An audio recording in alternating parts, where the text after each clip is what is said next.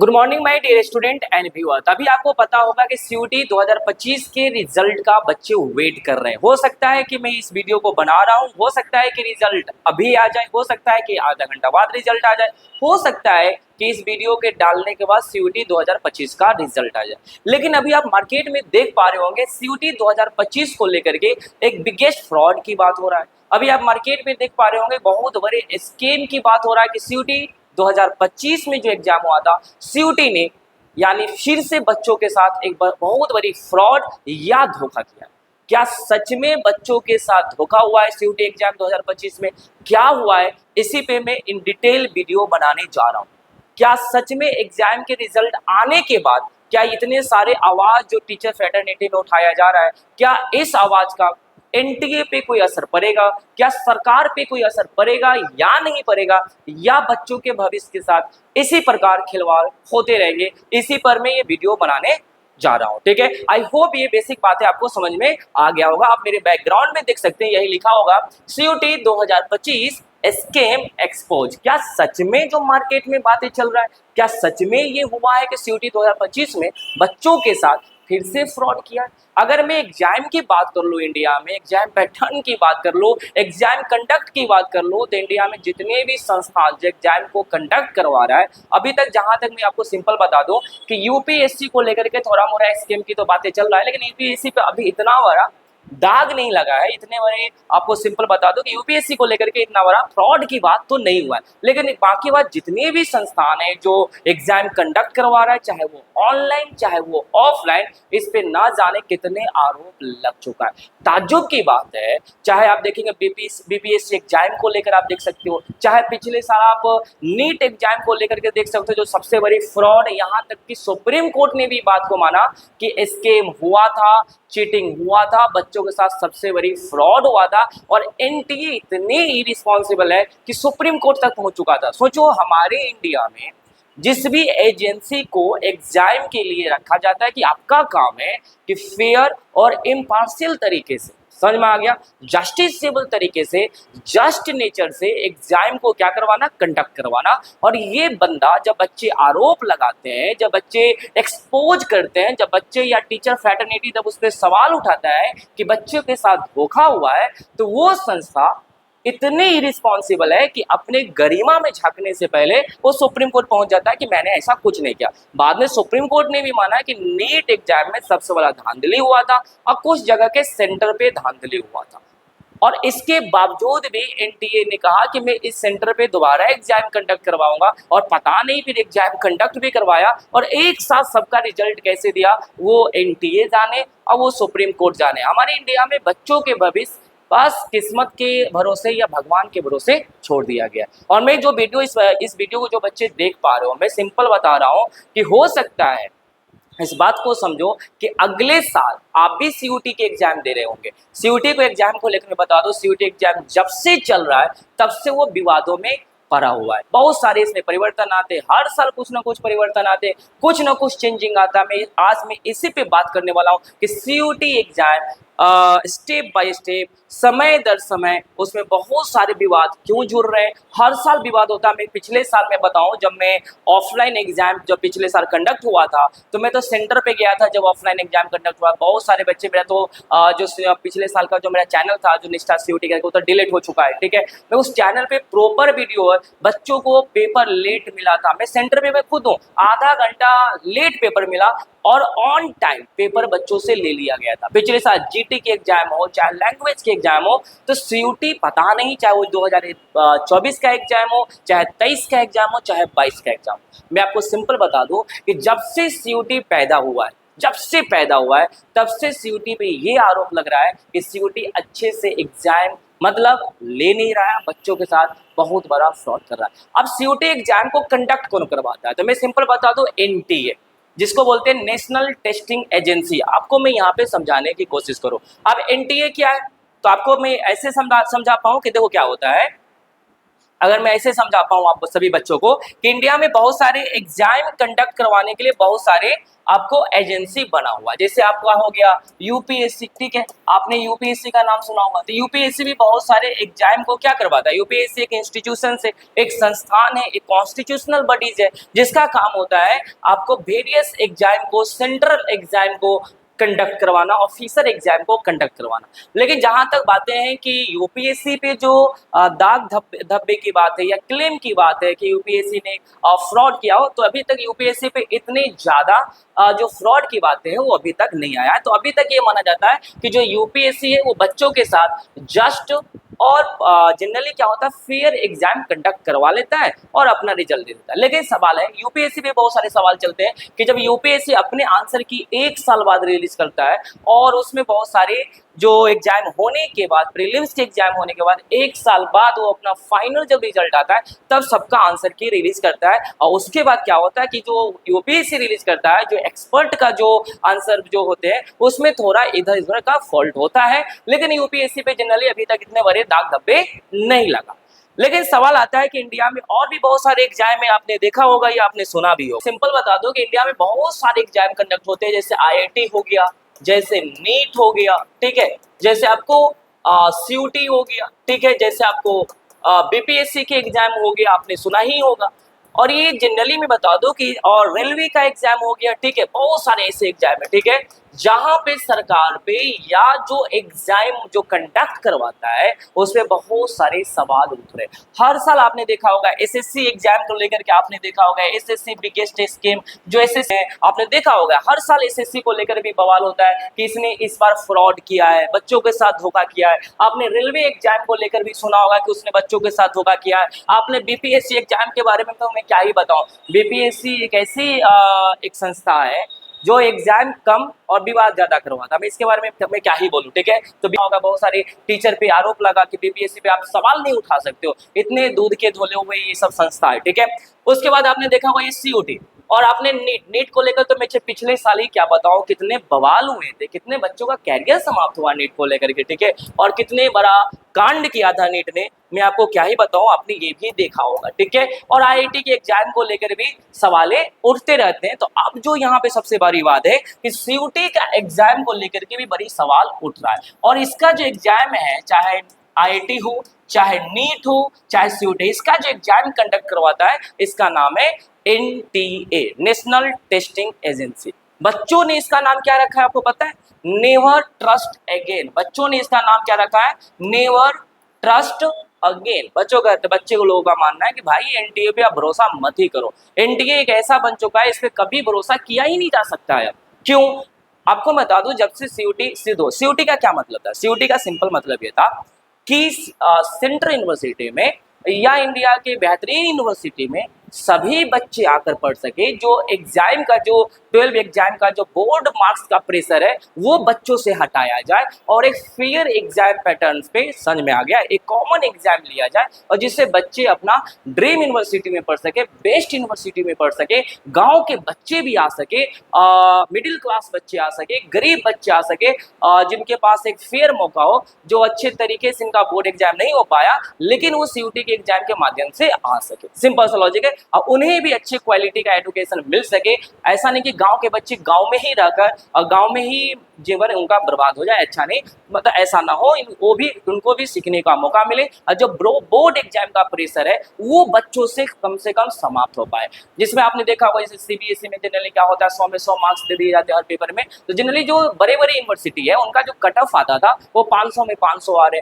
अब जो state board के बच्चे हैं उनके इतना कट ऑफ आ नहीं रहा, तो स्टेट बोर्ड के बच्चे वहां जा ही नहीं पाते थे। तो इसीलिए यहाँ पे जनरली ये किया गया कि कॉमन यूनिवर्सिटी टेस्ट ले लो, ठीक है, जिससे आम बच्चे भी आ पाए, जिससे कॉलेज की जो डाइवर्सिटी है, कॉलेज की जो माहौल है, और जो गरीब बच्चे, जो मिडिल क्लास के बच्चे, जो गाँव के बच्चे हैं, वो भी यहाँ आ सके, बेस्ट एजुकेशन ले सके। इसके लिए जनरली एक संस्था बनी, मतलब एक एग्जाम पैटर्न आया और उस एग्जाम पैटर्न का नाम था CUET, common university entrance test.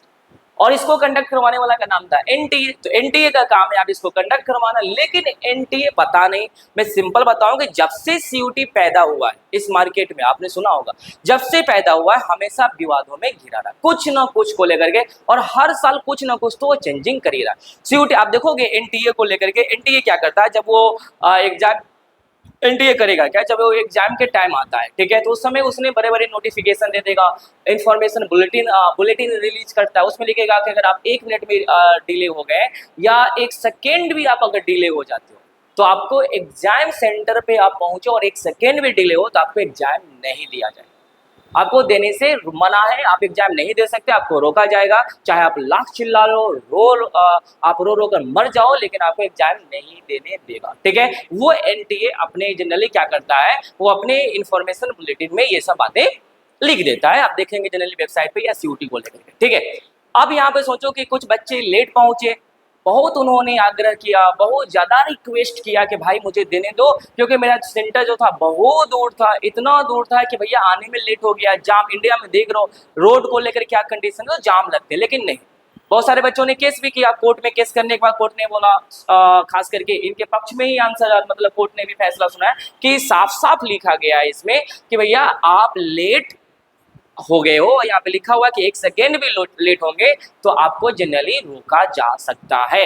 तो चलो यहाँ पे ठीक है आपने, और ये इंडिया में कोई समझ नहीं पा रहा है कि इतने दूर दूर आप सेंटर दे रहे हो। एक तो आप एग्जाम जो ऑनलाइन कंडक्ट करवा रहे हो, अब तो सेंटर कितना दूर दे रहे हो, 200 किलोमीटर 300 किलोमीटर आप सेंटर भेज रहे हो, ये कौन सा एग्जाम ऑनलाइन कंडक्ट करवाना होगा, इससे अच्छा आप ऑफलाइन करवा लेते।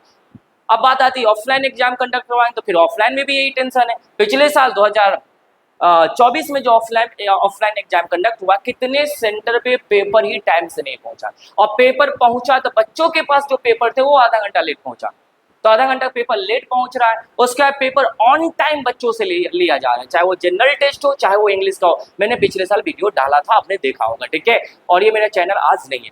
और इस बार की जो बात है 2025 का, मैं आपको सिंपल समझाऊं कि क्या मैटर है सीयूटी को लेकर के 2025 में, मैटर क्या है। और ये इंडिया के जितने भी अखबार है आप जाकर पढ़ लो, चाहे इंडिया टुडे पढ़ लो, चाहे इंडियन एक्सप्रेस पढ़ लो, चाहे द हिंदू पढ़ लो, हर ने अपने न्यूज में इस बात को छापा है, सीयूटी 2022 23 24 25 को धांधली को लेकर के, फ्रॉड को लेकर के हर बार छापा है, ठीक है। इस बार क्या हुआ है कि सीयूटी ने जो एग्जाम कंडक्ट किया था, जो एनटीए ने एग्जाम कंडक्ट करवाया था सीयूटी, ठीक है, तो जो प्रोविजनल आंसर की सीयूटी का इस बार आया है, उसमें क्या हुआ, तो शायद 17 जून को, अगर हो सके शायद 17 जून के करीब प्रोविजनल आंसर की सीयूटी का आया था, ठीक है।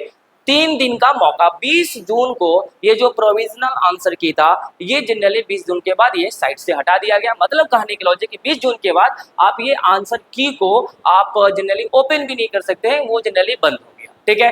तो 3 दिन का मौका दिया गया। हमारे इंडिया में क्या होता है कि बहुत सारे बच्चे जो है वो जनरली, हाँ ठीक है उनके पास मोबाइल है, लेकिन क्या वो सच में इतने ज़्यादा वो साइट्स को लेकर के या बहुत सारे कुछ को लेकर के, क्या वो उतने ज़्यादा अवेयर है इसका इस्तेमाल कैसे किया जाता है, बिल्कुल नहीं है। तो बहुत सारे बच्चों को पता ही नहीं चला, जब बाद में पता चला तो उसका आंसर की खुल ही नहीं रहा था, क्योंकि वो बंद हो। मुझे समझ में ना रहा जो प्रोविजनल आंसर की आ रहा है, क्यों वो 3 दिन के लिए आएगा, क्यों वो 4 दिन के लिए आएगा। आप एक बार आंसर की दे रहे हो, बच्चे अपना मिलाएगा, जब भी अपना मिलाने का मन होगा मिलाएगा। अब ये 3 दिन का ये क्यों हुई, मुझे ये बातें समझ में, ठीक है। जब ये आंसर की रिलीज हुआ, कुछ बच्चों ने जब ये आंसर की को मिलाया, ध्यान से समझने की कोशिश करेंगे, जब कुछ बच्चों ने अपने प्रोविजनल आंसर की को मिलाया, तो यहाँ पे पता चल रहा है कि उसने एग्जाम जो देकर आया था, उस एग्जाम में उसने उसने ए को टिक किया था, लेकिन उसके प्रोविजनल आंसर की में उस क्वेश्चन का जो मतलब आंसर उसको दिखाया जा रहा है कि उसने बी को टिक किया है। अब यहाँ पे बच्चों ने बड़ा टेंशन में आ गया कि मैंने इसमें यहाँ पे टिक किया था और मेरे आंसर सीट जो निकल के आया उसमें कुछ और टिक दिखा रहा है। अब ताज्जुब की बात है, अगर ये ऐसा हुआ है जहाँ पे एक बच्चे ने नहीं हजारों बच्चे का क्लेम है कि अगर इस तरीके से हुआ है, तो मुझे ताज्जुब लग रहा है। तो ये जो ईवीएम का मैटर है, जहाँ पे कहा ये जा रहा है कि वोट में यहाँ डालता हूँ, अब वोट किसी और को चला जाता है। अब सोचो बच्चे ने टिक किया ए को, अब पता चला कि उसको टिक क्या दिखा रहा है, बी को, उसको टिक दिखा रहा है सी को। ताज्जुब का बात है, अगर ऐसा हुआ है तो ये कितना बड़ा इरिस्पॉन्सिबल एक्टिविटीज है। क्या इसका आंसर कौन देगा? एनटीए देगा? क्या गवर्नमेंट इसके आंसर देंगे? क्या कोई देगा? क्या बच्चों के भविष्य इसी तरीके से भगवान के हवाले या किस्मत के हवाले करके छोड़ दिया जाएगा। जहाँ पे आप सोचो ना यार, जिस देश के बच्चे अच्छे यूनिवर्सिटी में नहीं जाएगा, अच्छे कॉलेज में नहीं जाएगा, तो अच्छे ब्रेन का प्रोडक्शन कैसे होगा? अच्छे ब्रेन की प्रोडक्शन तो अच्छे एडुकेशन से ही होगी ना। तो ऐसा नहीं हो कि कहा जाता है कि एडुकेशन का मतलब होता है कि जितने भी बुराई होता है ना उसको समाप्त करना, अच्छे से अवेयर होना, अच्छे से एडुकेटेड होना बुराई को समाप्त करने के लिए। ऐसा नहीं हो ना हो कि एडुकेशन ही बुराई बन जाए कभी, है ना। आप यहाँ पे देख पा रहे हो कि अगर इस तरीके से मामला हो रहा है और हजारों बच्चे के साथ ये मामला हुआ है।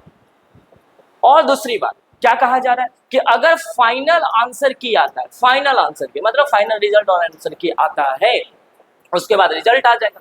तो फाइनल आंसर की आने के बाद अगर किसी बच्चों को ये लगता है कि इनके साथ धोखा हुआ है या उनको ये लग रहा है कि मेरे आंसर के साथ कहीं भी कुछ हुआ है, तो वो बच्चे क्या कर सकते हैं कि अपना एक एक आंसर को मतलब अपना एक एक ऑब्जेक्टिव जहां पे उसने टिक किया था क्वेश्चंस को वो क्लेम कर सकता है। ठीक है, लेकिन क्लेम का चार्ज क्या होगा? एक क्वेश्चंस को क्लेम करने का जो चार्ज है यहाँ पे 200 रुपये। अब सोचो, एक क्वेश्चंस के लिए 200 रुपये। एक मिडिल क्लास बच्चे ये 200 रुपये कहाँ से दे पाए? मतलब कहना आपका यही है ना कि भाई अगर आप क्लेम करोगे तो मैं आपको करने ही नहीं दूंगा क्योंकि आपके पॉकेट में पैसे ही नहीं है। यहाँ तो बहुत सारे बच्चे ये जब मैं बच्चों से बात करता हूँ, बहुत सारे बच्चे तो ये कहते हैं कि भाई सर कोई हॉस्टल मिल जाएगा तभी मैं जा पाऊंगा, अगर हॉस्टल नहीं मिला तो मेरे पास इतने पैसे नहीं है कि मैं यहाँ पे रूम लेकर पढ़ सकूँ। ठीक है, हॉस्टल मिल जाएगा तो सर कुछ सुविधा मिल जाएंगे। ऐसे ऐसे बच्चे, ऐसे गरीब बच्चे होते हैं, तो कहाँ से वो क्लेम कर पाएगा? सोचो यार, इस देश में कहता है कि जो प्राइवेट इंस्टीट्यूशंस है ना, जो सरकार मतलब जो प्राइवेट संस्थान है वो बच्चों को लूट रहा है और सरकार क्या कर रहा है? एक आंसर को अगर हमें क्लेम करना हो तो इसके लिए मुझे 200 रुपये देने पड़ेंगे और भी सरकार को मुझे 200 रुपये देने पड़ेंगे। आप इस बात को सोचो कि प्राइवेट मतलब जो इंस्टीट्यूशंस है वो बच्चों, प्राइवेट इंस्टीट्यूशन तो भैया 99 रुपया में पढ़ा रहा है, 100 रुपया में पढ़ा रहा है, 999 में पढ़ा रहा है, 1000 में पढ़ा रहा है। सोचो इस बात को। और सरकार एक क्वेश्चन क्लेम करने का 200 रुपये मांग रहा है। ये कितना बड़ा फ्रॉड है और गरीब बच्चों के साथ कितना अनजस्ट है। क्या सच में ये फेयर है? क्या सच में ये इम्पार्शियल है? आप इस बात को सोच सकते हो। तो सोचो ये कितना बड़ा फ्रॉड इस बार हुआ है। तो सीयूटी जब से इस देश में आया है और जब से ये भाई साहब एनटीए इनके साथ जुड़ा है कि भैया आप एग्जाम को कंडक्ट करवाओ, तो सोचो ये कितना बड़ा फ्रॉड हमारे देश में हो रहा है और बच्चों के साथ हो रहा है। तो मैं तो यही कहूँगा, रिजल्ट निकलने के बाद सभी लोग इस मुद्दे पे पानी डाल देंगे और मामला शांत हो जाएगा। जिस बच्चे का हो जाएगा वो अपने कॉलेज के लिए रुख करेंगे और जो बच्चे इनके शिकार हो गए बेचारे, इनकी आवाज़ और उनकी कहानी और उनका समय दब कर कहीं ना कहीं मर जाएगा या कहीं ना कहीं दफन हो जाएगा। तो इस तरीके से हमारे इंडिया में बिग फ्रॉड चल रहा है बच्चों के साथ। क्या सरकार के पास ऐसा कोई मशीनरी, ऐसा कोई टूल्स नहीं है कि बच्चों का एग्जाम या कम से कम एग्जाम अच्छे से करा सको? यार कुछ तो अच्छे सिस्टम को डेवलप कर सको, कोई ऐसे इन्वायरमेंट बना सको, ऐसे टेक्नोलॉजी बनाओ। नहीं टेक्नोलॉजी है तो अपनी इथिकल सेंस से एग्जाम लो यार। जो लोग हैं यहाँ पे जिसको आप इन्विजिलेटर के तौर पे रखते हो, अच्छे ईमानदार लोग रखो, कम से कम अच्छे बच्चे आ सके जिससे आपके देश की विकास हो सके। 1.4 बिलियन पॉपुलेशन है हमारे कंट्री का और उस कंट्री में अगर अच्छे बच्चे आएंगे तो विकास भी तो देश का ही होगा अल्टीमेट, है ना। कुछ भी होगा, अगर बच्चे का विकास है तो कंट्री का भी अल्टीमेट विकास होगा। तो इस बात पे कौन सोचेगा? ठीक है, तो मैं इस वीडियो को यही छोड़ रहा हूँ। बाकी अगर आपको कोई क्वेरी हो और अगर कुछ लगे डाउट तो आप हमें कमेंट बॉक्स में फिर मैं इस पे वीडियो लेकर आऊंगा। आज के लिए यहीं तक। All the best, good day, take care.